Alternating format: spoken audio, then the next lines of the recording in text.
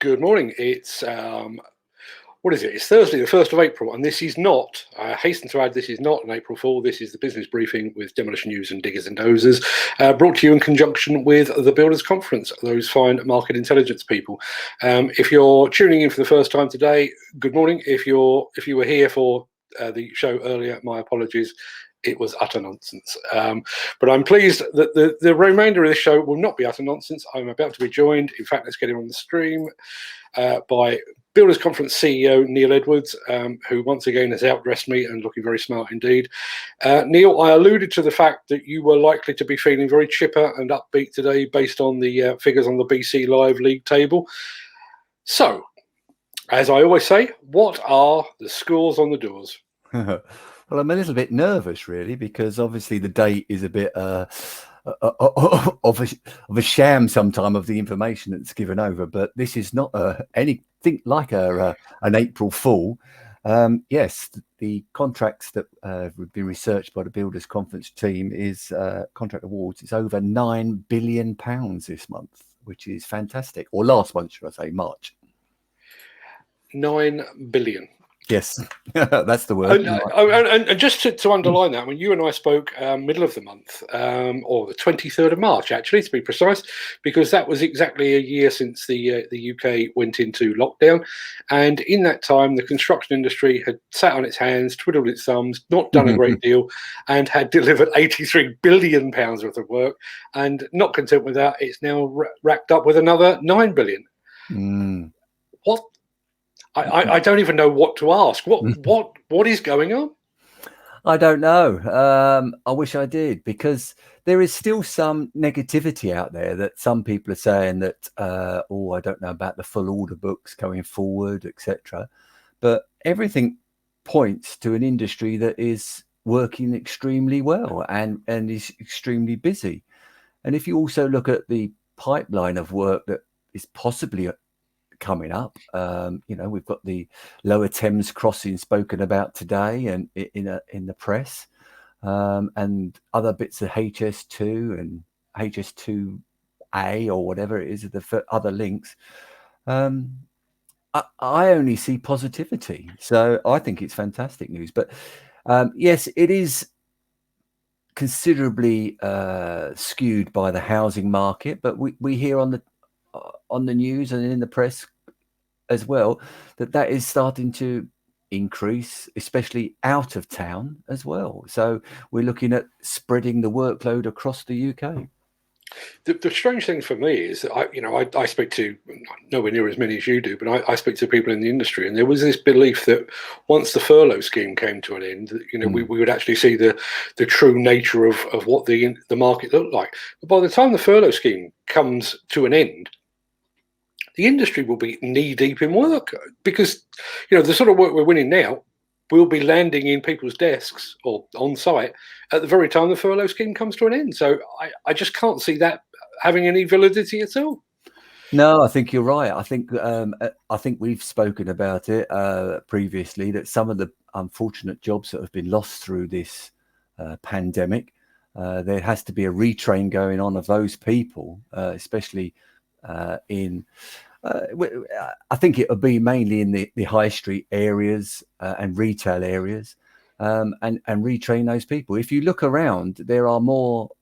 It definitely feels, I haven't got the statistics for it, it definitely feels there are more job opportunities in construction going forward. So on a numerous occasions, we see, and I see, that people are asking for new people, or people are moving. That's another also element of it. Or people are moving jobs as well, which you don't often do if it's a little bit tight out there, because you're worried about your stability of going to a new company, because it's sometimes classed as first in, first out, obviously.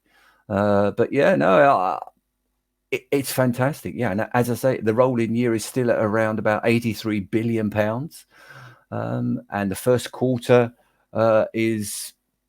of this year is £23.5 billion. So tick, tick, tick. So the usual first question, the first proper question is, who is at the top of the tree this month? Well, this month is the ISG construction have topped the table for new construction orders, and they've picked up 10 projects this month. They got an extremely large project in the Midlands. They've picked up, which is for a framework which is worth about £750 million. But they've also picked up this large project, which is a logistics project, and that project's in Wakefield, and that's for a storage and distribution warehouse with ancillary offices, and it's something like nearly 2 million square feet of logistics area. So that's going back to the new way we are actually purchasing stuff is going to be online. So yes, they've picked up over £1 billion worth of work this month. So it isn't a signature. Well, the signature project could be the framework refurbishment and repair project for Birmingham, but they've got other considerable projects in there as well. So no, they've done very well this month. That's the ISG group. Second on the table is Skanska. These are a couple of names that we speak about rarely being at the top. Actually, shall we say they are normally in the top 10. But they're not sort of like way at the top. So this month they've done very, very well. But Skanska have picked up a civil engineering. So it's in the infrastructure side of things. It's a £500 million job, and it's the A428 road improvements. I believe it's a design and build project. It's a 16-kilometre dual carriageway between. It's down here. It's the Black Cat roundabout in St Neots and Caxton Gibbet. So yeah, that's it. That's in the Midlands. So, in Cambridgeshire. So yeah, they've done that for second place. And third on the table is Multiplex, and they've picked up the new £400 million American embassy, which has started, and that's a huge project in London. This is the American embassy that Mr. Trump wasn't a huge fan of, I would assume. New broom sweeps clean, I believe that the word. Absolutely. Yeah, so it's and if you look at the others, fourth place is NG, another company we don't often mention, but yeah, they've picked up 7 projects this month. One of the largest of theirs is a £200 million mixed-use development in Edgbaston. It's the erection of student accommodation, a multi-storey car park, landscaping, and other facilities there. So yeah, that's for the University of Birmingham. And fifth place on the BC Live table that we produce is Graham Construction, and they've picked up Junction 28 on the M25. So people will be pleased to hear there's going to be more roadworks on the M25. It's critical improvement work to the Junction 28. And it's between, I think it's something to do with the A12 in Essex as well, and that's worth about £125 million as well. Now, you've mentioned the Midlands a couple of times in that countdown. Yep. How did the Midlands fare, or are we still London-centric as we normally are? We are London-centric, but yes, they've picked up this month something like 1.6 in that region, £1.6 billion worth of work in that area, whereas London is 1.8, so they're hot on their heels. Yeah, it is a bit different. The Northwest as well, they've had over £850 million worth of work up there, and Scotland is about £480 million worth of work. And another area, because of that Cambridge job I was speaking about earlier on, the roadworks there, that's over 600 million as well. And that all represents, if you look at the type of categories that are about, roads is well over 1.2 billion this month. So they are pushing housing this month, which is obviously something like a third of all projects by value this month is still in housing. But yeah, roads infrastructure is once again climbing the list. Now, this is one of the promises and one of the elements that the government have said that they're going to invest heavily in infrastructure in the future. And so far, with the works that we've talked about in January with HS2 and this month with the roads, they have been good to their word. So long may it continue. And as I say, the Lower Thames crossing, that's another huge project as well. So yeah, the infrastructure sector is going to probably have a good few years coming up. It's interesting. Obviously, anything economically and that kind of thing tends to run on, at least partly on sentiment, market sentiment. Are we feeling good? Are we feeling bad? 83 billion in a year, 9 billion in a month, and JCB has just picked up its biggest order in its 75-year history to supply equipment to Sunbelt Rentals. So Sunbelt Rentals are obviously feeling pretty good about the forecast and everything else. It's hard to see beyond the good news at the moment, isn't it? Yeah, I think there's definite green shoots, and there might be a little bit better than green shoots, really, isn't it? It's yeah, as plant hirers are inherently cautious, I believe. My opinion is that. So to invest that amount of money in plant, they must see a future where their machines are going to be out on site being hired. So, and they're going to get a return for that. So yeah, you've got a knock-on effect, and somebody's got to drive those machines as well. So that's good as well. So yeah, I think the green shoots are definitely there, and long may it continue. My concern, I mean, you and I have not personally, we always see eye to eye, but we have been through our ups and downs over the course of. I mean, I joined the construction industry in '88, so around about 1990, I saw my first recession, and I've done 2 or 3 since. We all know how these things play out. We have the boom, and then 9 times out of 10 we have the bust. That bust seems like an awfully long way off at the moment. And I keep my fingers crossed. Yeah, it does seem a little way away. And there is obviously pent up demand out there as well, because obviously we're not all going away on holiday, so we're saving that money. So the home improvement market will also possibly see a boost from now. So this weekend, obviously, many people have got off as it's Easter. I'll tell you one place I'm not going to be going to, and that's the likes of B&Q or Homebase or somewhere like that, because I've got a funny feeling they're going to be absolutely full. So yeah, I can only see good news coming up. It's really strange you should say that, because I was talking to somebody literally last night who had been involved in the Hillhead Digital event, and they were saying they'd had a real upswing in people ordering replacement tracks and undercarriages for construction equipment, and it was like that home improvement argument. We can't go anywhere at the moment. We can't. We're not confident enough, perhaps, to invest in a new machine, so we'll refurbish what we've got. So the current good news and the upswing in demand and everything else, it just trickles down and trickles down and trickles down, as you say. Even to the fact that we are likely to need more operators and more people on site. It does just feel like good news all the way. I'm very pleased at the moment. Yes, I would say that there is definite signs of optimism going forward. We've actually added also in the first 3 months of 2021. I'll get you the figures now. It's actually over. We've added 2,962 new projects to our platform, and worth over £37.6 billion. So we always know, as we speak about, that the lag between submission of bid and actually the first shovel in the ground can be up to sort of like 23, 24, 25 weeks. So that's kind of giving us a little more confidence going forward as well. So when we get to the likes of August, September, we still got a pipeline of work coming through there. So yeah, I'm very positive. And also with travel restrictions still in place in a lot of places, and it's so I certainly haven't got any overseas holidays booked at the moment.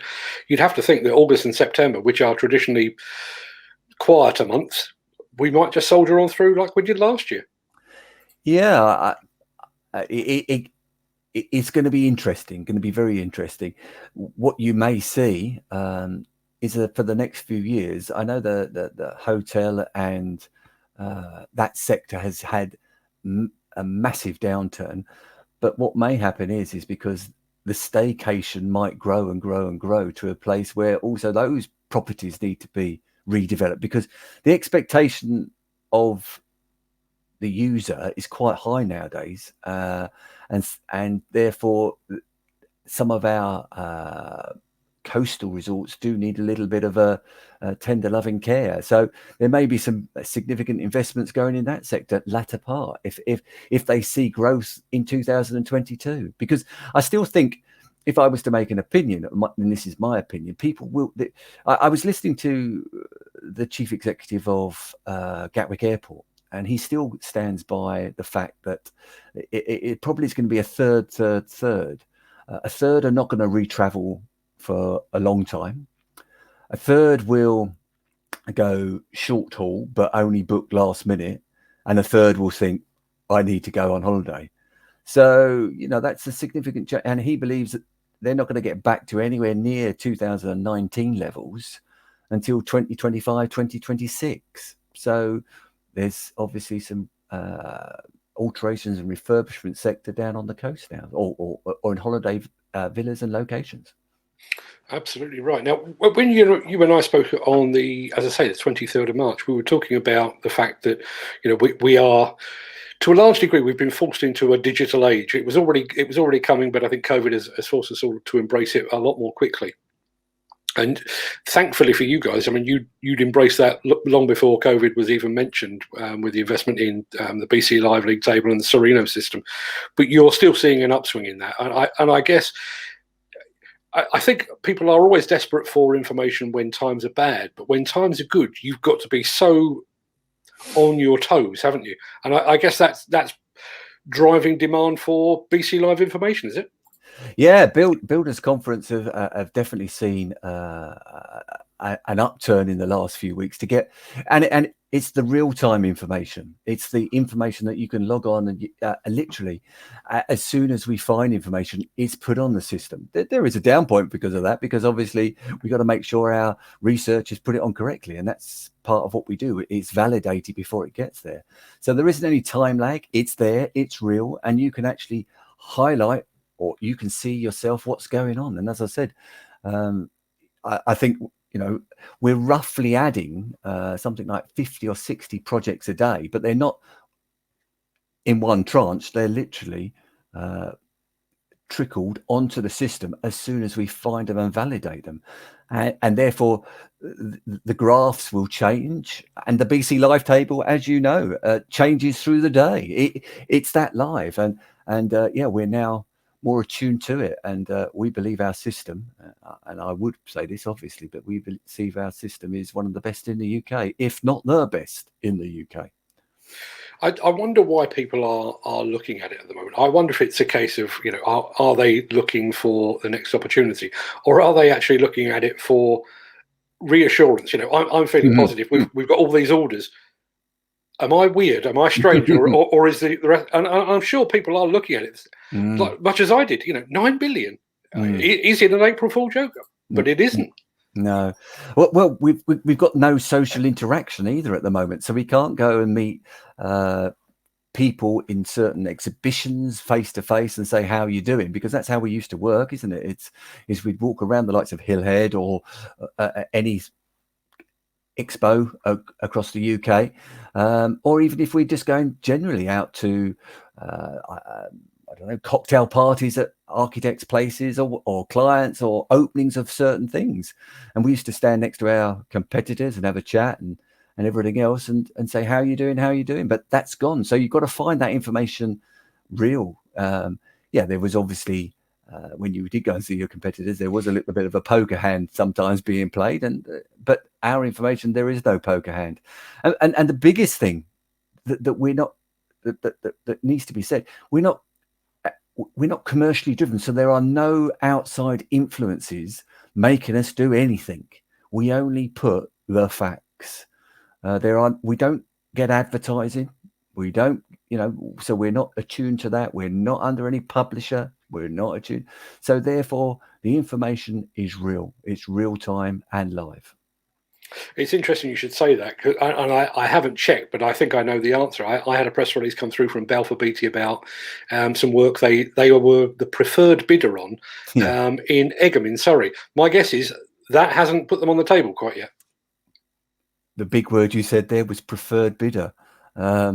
It still doesn't happen sometimes, just by whether there's an election, because there is elections coming up in that area for local elections or whatever, or we get another lockdown or whatever. They don't sometimes sign those contracts, and we don't put that information on our system. We will put the words preferred bidder there, and so people understand, but we don't award the contract. And that is, I think that actually distinguishes us from the others, because it is a job, but it's not a job that's signed and sealed and going to go.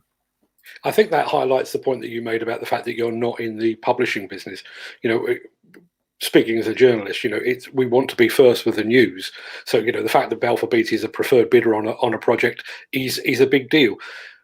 But what you're looking for is absolute 100% proof that they have got the nod, they've got the green light, and that they will be starting work. And there really is a difference there, isn't there? Absolutely.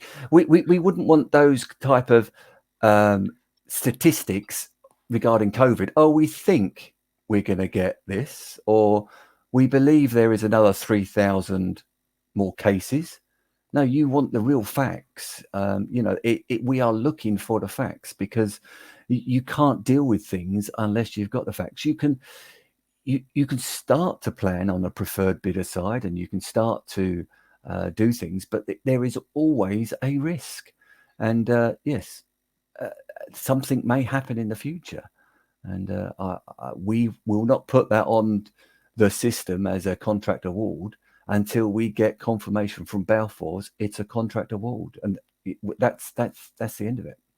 I think it's interesting the fact that you mentioned the COVID figures, because I can't think of any point in my life where I have watched figures so intently. I mean, even when I was playing around with sort of share trading and that kind of thing, I might look at it once a day or once a week, but I certainly wasn't, setting aside part of my day to check the figures. We are living now in a real-time data age, aren't we? Oh, definitely. We have apps literally in front on our phones, and we're looking at sort of how many steps we've done in the day, real-time data. We're looking at our heart rates, how many calories we may have even consumed or used, and that's just one part of it. We're just looking at real-time. We look at.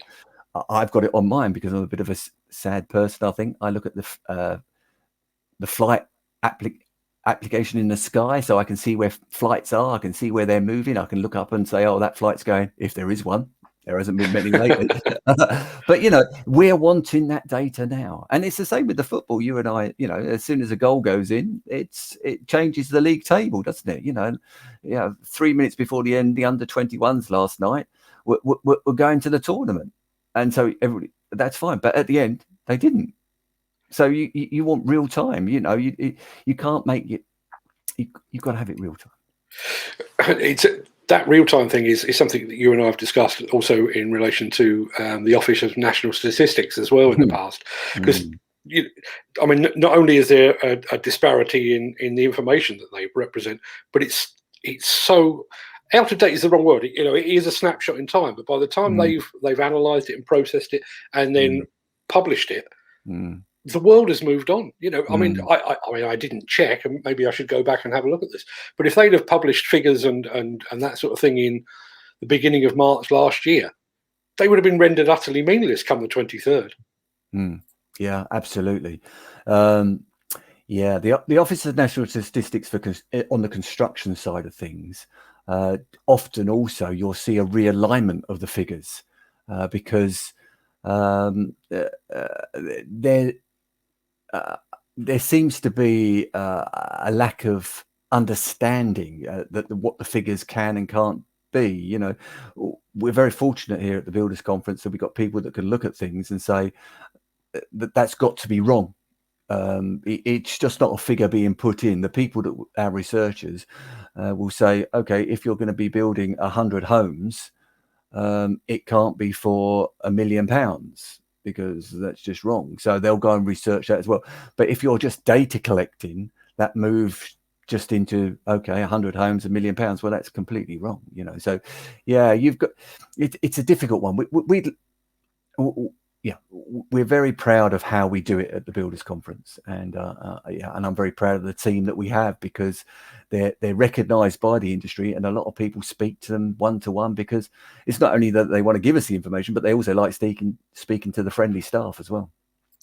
It's interesting you should draw that analogy. I had a bit of a rant yesterday about the fact that, for far too long, I think us in the press have been publishing details of new equipment and referring to, percentage increases in power and productivity and all this, without actually having those facts and figures validated. Whereas that I think is the big difference between what I do and what you guys do. It's not just a case of I've got some figures, I'll publish them. It's I've got some figures, I'm going to dig until I've got this 100% proven, and then I'll publish. That is a big distinction, isn't it? Yeah, and we like people mining our information and checking it. It's not a case of just put, our league table, which we provided. Okay, we got a snapshot on the front page, but if you actually look for the bigger side of things and you press view more, it does detail how that, say for instance, the ISG at the top of the table today, if you press on ISG on the more view, it will show the 10 jobs, what are underneath it, and the value of those jobs in the regions and what sector they're in. So you've got a little bit more. Okay, we don't give it all away, because we'd like you to become a member, but we still give you that high level information, which no other table or no other provider does. So you can say, oh, that's how they've made up the 1 billion, or that's how NG have got 372 million pounds this month on the 7 jobs. I didn't even speak about Kia this month. Kia on the BC Live table, they're the usual, but they've got 23 jobs, and we list those 23 jobs in where they are. Whereas, so that's real time. We want you to mine that information. You've got to come from a position of knowledge, and that's what we've got. And if it's proved that we've been unfortunately told something incorrectly, then we'll change it. We don't sit there and just say, no, we'll change it. We'll alter it. We'll do it, because it's your information and you need to know the facts. Now, obviously, when we're thinking, obviously, I tend to talk about demolition quite a bit. So as a demolition contractor, you're watching progress on these jobs. So you're looking at a lot of them in terms of subcontractor. So that high level analysis of what jobs have been won and where is useful. But if you do want to get a bit deeper and you are looking at getting more information and that kind of thing, obviously you've mentioned the fact that you need to become a member. How do you become a member, and what sort of cost are we looking at? Well, membership is obviously, because we're a membership organisation, is actually built up by an executive committee. So the people themselves who are members provide the actual membership itself. To become a member is quite simple. It's just to sign up via the talk to us. We always recommend a demonstration, because what we don't want you to do is to buy something, put it on the shelf, and never use it again. Because why would you want to do that? It's a waste of money and your resources, and you could spend that money somewhere differently. But yeah, we'd advise you to have a demonstration. You can get a demonstration if you go to our site, buildersconference.co.uk, and the top right hand corner it will say ask for a demo. Just put your details in there and we'll get straight back to you and do a live demo face to face, online. So that's there. And as I say, it's divided into 3 categories. Main contractors is one category, and they've got 2 sections to theirs, and others is the other. And main contractors is £2,000 a year if you've got a turnover of over 25 million, and 1,000 if it's below 25 million. And for subcontractors, suppliers, product manufacturers, whoever else, is £2,175. So not a huge amount of money when you're talking about, as you say, if you were giving even a fraction of that 750 million on the top job this month, that's money well spent, isn't it? Well, we believe so, and that's why the committee have put it at that level. Because they set their own membership fees, so turkeys don't vote for Christmas very often, do they? I shouldn't think. So they're not going to send so they're not going to set it to a level. But yeah, it's it does cost money. There's no doubt about that, to maintain this live platform. Digitally, it's one of the best in the UK, we believe, as I say, and that does cost money. And obviously we need to get the right researchers and the good researchers and pay those people. So yeah, but if you want live, and approximately we're looking at something like 11,000 projects if you pro rata it so far of what we started this year. 11,000 new projects will be added to the platform this year. We believe, the committee believe, it's value for money. I'm going to ask you this, even though you deal in facts and we don't do speculation generally. Is this going to carry on? Is the current situation, upbeat optimism, going to carry on? I'm going to say yes, because I want it to as well. I'm going to say yes, because I think there will be some bumps in the road. There is no doubt about that. And I think markets will be changing all the time. And I do think the home improvement market will be an area of increase in this year and next year.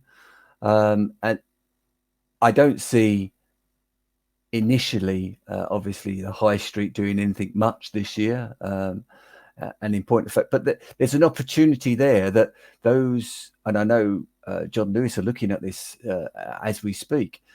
Some of their stores they are decommissioning and selling off or whatever. They're looking at changing them into accommodation. So there is an opportunity there. I think this pandemic has made us realize that we've got to look at everything differently. And I think there'll be a huge investment in infrastructure. And that infrastructure could also mean broadband, because, you and I both suffer from intermittent broadband sometimes. And ours is actually classed as quite good. So I dread to think what it's like in the outer reaches of the UK. So we've got to do that, invest in the future. Connectivity, yeah, we've got to be able to get from A to B. That's going to be places. That's going to be it. And accommodation, we still need 300,000 units a year to be built to make sure that we meet the demand of the population, the growing population. So, yeah, and then you've got to we go back to the hospitals, the 40 hospitals, which some of them are on track, but not all of them are there yet. And, I think the press will be very keen to keep Boris to his word, because it's one of his mantras that he was coming out with quite a lot of his election speeches was these 40 hospitals. I think he'll be kept to that and said, where are they? And to be fair, I think he's a person that says, just get it done sometimes. Now, I know they're going to have to be redesigned, because unfortunately I had to go to a hospital yesterday, not for myself, but my father. And there is definitely, you're not allowed in, you drop people off, but there are no facilities for that person who's dropping that person off for them to attend. So my father was in there over 3.5 hours, and I was obviously had a very small bladder that day, and so there are the toilets you're not allowed to use in the hospital because you didn't have an appointment. So you've got to think about that as well. So it's not just toilets; it's obviously the redesign of hospitals as well. So because we've got to think about this as well, COVID in the future, or not just COVID, other diseases similar to it. So yeah, I think there's going to be a lot of thought process going forward, and I am very positive. I can't ask for more than that, Neil. It's been a pleasure as always. I did want to say a very big thank you to you and the team. As you know, we're doing our daily live show now, and you guys are very kindly providing a heads up on some of the demolition work that is upcoming. It's going down very, very well. I remember my time on Contract Journal. We had a team of researchers there who were, publishing contract awards, and that was, by and large, that was the bit that everyone was interested in. And I've got a horrible feeling that My Breakfast show is heading the same way. People seem mostly interested in the new contract awards, and they just put up with me until I get to that bit, you know. So I do appreciate you sending that stuff through. Well, we're delighted to send them over. And if any of your listeners or any of your readers or whatever to your magazines, because I know it's on Instagram, it's over 100,000 or whatever, if they would ever like to send us information about their contract awards, or even if it's as well as demolition awards, you know, and those sort of things, there is an easy link on our website that you don't have to speak to us, but you can if you like. We like speaking to people, obviously, but you can easily put it on there. We'll phone you back just to validate it, to check it all, and obviously that information can be dual ways. We can go to you, and you know, and it makes the information that we collect a little bit more robust, doesn't it? I was going to draw a line in the sand on that, but I mean, that is an interesting point. The fact that you will take information from outside, and that includes things like photographs from site as well, doesn't it? It does indeed, yeah. We do. We because it's a platform that's got no boundaries as such. So if a project initially has an image, or even if it's just a site plan, or we put those to the actual project, so it gives you a little bit of a heads up of what's going to happen. And then as it starts, we put on, if there is piling, we put on piling photographs, and that's linked to the piling contractor that's actually secured the project. Or if there's demolition, I think you and I spoke. We showed one recently of what was it? Taking down a gas meter, wasn't it, or gasometer? Yep. An old gasometer. So that's on there. So it's a central place for all that information, which sometimes can be lost on the likes of other social platforms because of the other people, media coming into it. So yeah, if you just want to look at that on ours, that's fine, and it's linked to your business. It says that ABC were awarded this contract, and it's the platform has no boundaries, and that's what we made and what was developed by the industry. It wasn't us. The industry said to us through focus groups and meetings that we had, we want this, and so we said, okay, we can see if we can do it, and we could. And that's what happened. So yeah, send in your photographs. We'll put them up there. And if your machine's in it with your livery all over it, even better.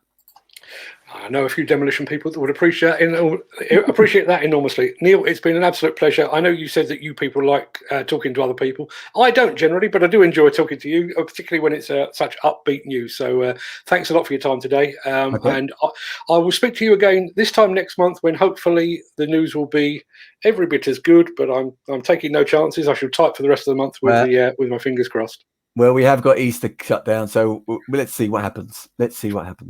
Fingers crossed. But thanks for your time anyway, Neil. Okay, much appreciated, Mark. Thank you very much indeed. Cheers. Bye-bye. So there you are. £9 billion in March of this year, 83 billion in the year to March this year. It's hard to go away without a smile on your face. So please do go and have a great Easter holiday. Thanks to Neil, and thanks to the team at the BC Live League Table and Builders Conference for compiling those statistics and putting a smile on their face. But have a great Easter, everyone. And I will see you on Tuesday next week. That will be 10 o'clock in the morning for the Breakfast Show. All the very best.